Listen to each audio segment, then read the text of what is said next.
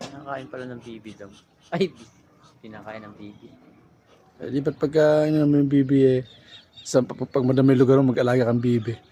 Ultimo lupa susudso rin. Pati nakakulong. Hindi. Nasa loob.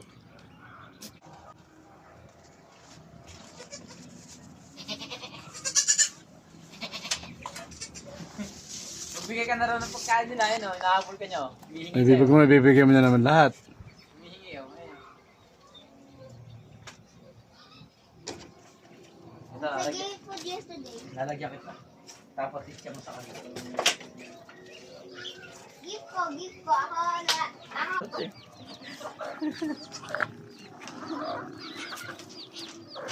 Molasses. Isang galon. Papaubos na isa. No? Tapos na isa. Ito wala. Okay na yan. Bukas naman sila ulit. Hindi matitigil ang mga yun. Ito yung pagkain niya mga.